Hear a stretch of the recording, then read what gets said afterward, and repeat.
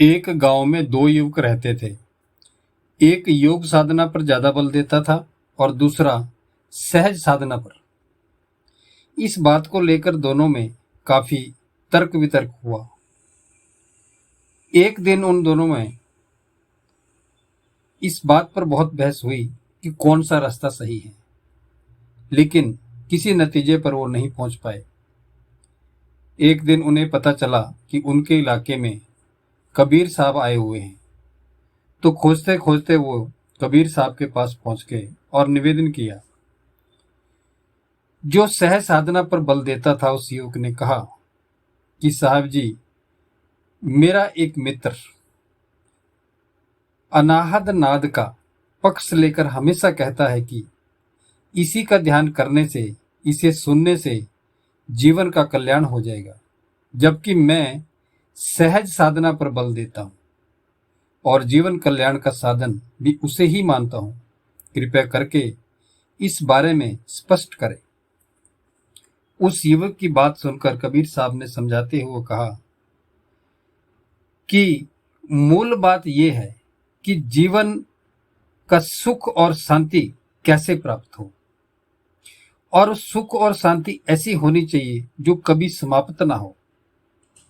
वह हमें समस्त मन की कल्पनाओं और मिथ्या मान्यताओं का त्याग करने पर ही उपलब्ध होगी। अब वह किस प्रकार की साधना भक्ति से उपलब्ध हो, वो करनी चाहिए।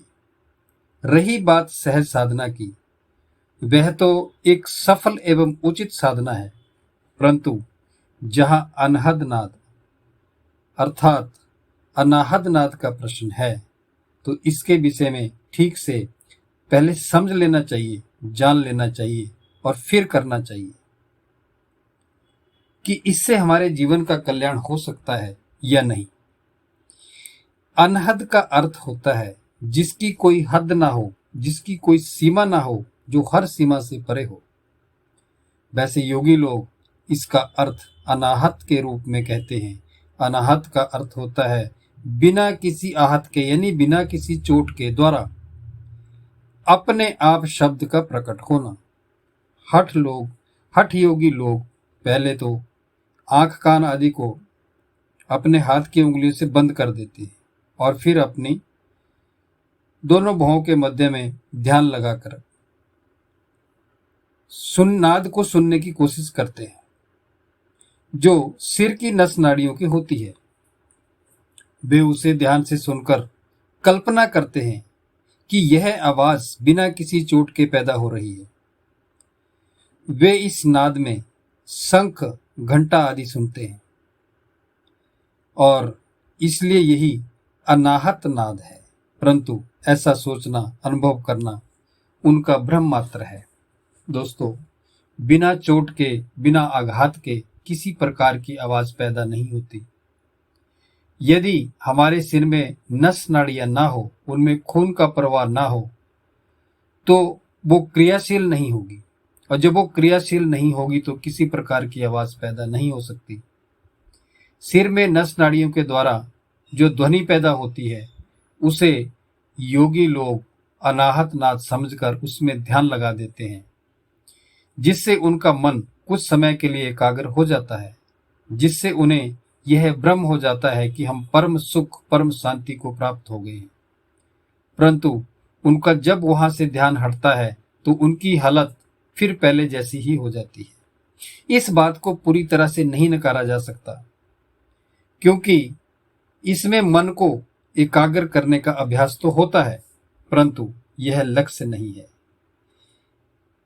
इसे करने वालों के लिए कि ये इससे आगे बढ़े और सहज साधना में परिपक्व होकर उसका पूरी तरह से परित्याग कर दे, ये समझना बहुत जरूरी है।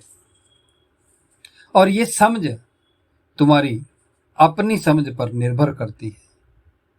सही या गलत का जो निर्णय है, मात्र मेरी बात सुनकर मत करो।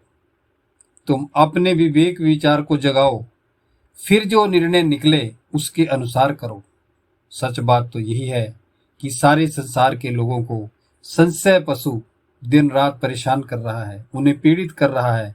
वे इस बात को समझ नहीं पा रहे हैं कि उनकी मन की कल्पना से जो नाद पैदा हो रहा है, ज्योति पैदा हो रही है, या परमात्मा पैदा हो रहा है, या कोई देवी देवता पैदा हो रहा है, वो उनके लिए अशांति का कारण बन रहा है।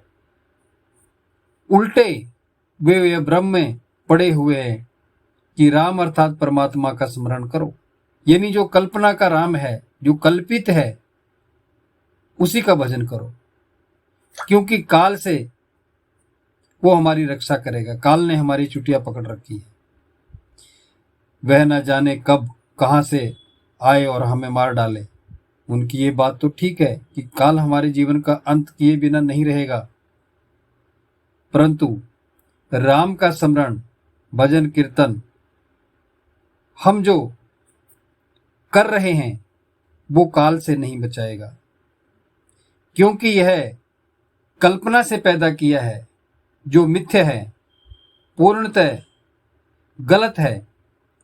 यदि किसी को राम मानना ही है तो अपने निज स्वरूप को मानो, स्वयं को मानो, स्वयं की खोज करो। आपके अंदर जो राम बोल रहा है उसको मानो, उसकी उपासना करो, उसकी साधना करो। जब आप उसकी साधना कर लेंगे, उसको प्रकट कर लेंगे, उसको जान जाएं, तो सारे दुख और कष्ट सारे मिट जाएंगे। यही कबीर साहब का कहना है। कबीर साहब कह रहे हैं कि आप भटको मत, बाहर मत जाओ, आपके रोम रोम में जो राम बसा हुआ है, सिर्फ उसकी साधना करो और उसको प्रकट करके जीवन को सफल